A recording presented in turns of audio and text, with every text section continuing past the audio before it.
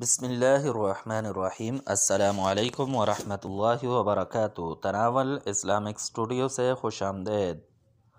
سب سے پہلے درود شریف کا نذرانہ پیش کرتے ہیں۔ اللہم صلی علی سیدنا و مولانا محمد وعلی آل سیدنا و مولانا محمد وبارک وسلم وصلی علیہ۔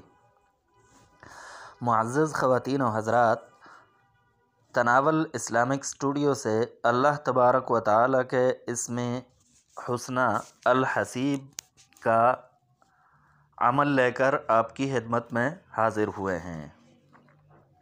تو یرقان یہ بہت زیادہ پائی جاتی ہے۔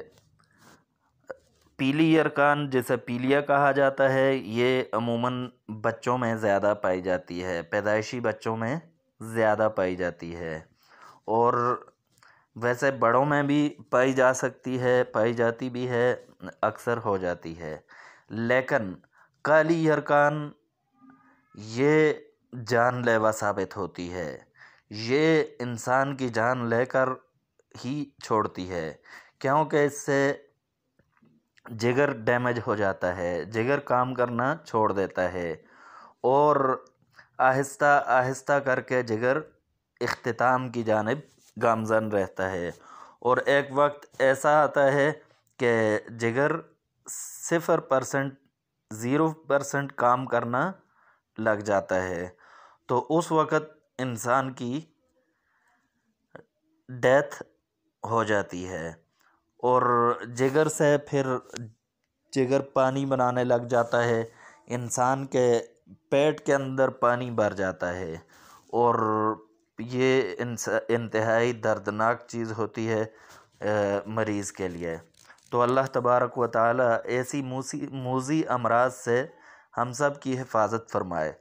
تو آج کا جو وظیفہ ہے، اگر کوئی کالی یرقان ہے یا پیلی یرقان ہے، جو بھی ہے، ان کے لیے، ایسے لوگوں کے لیے 2 عمل ہیں، ان دونوں عملوں کو کریں، انشاءاللہ ان دونوں عملوں کے ذریعے سے شفا ہوگی۔ پہلا عمل یہ ہے کہ سبح للہ ما فی السماوات و ما فی الارض وہو العزیز الحکیم، یہ آیت یہ 100 دفعہ 101 مرتبہ پانی پر دم کر لی جائے، اور مریض اس پانی کو پیے، اور ساتھ ہی ساتھ اسی پانی پر دوسرا عمل بھی کرے۔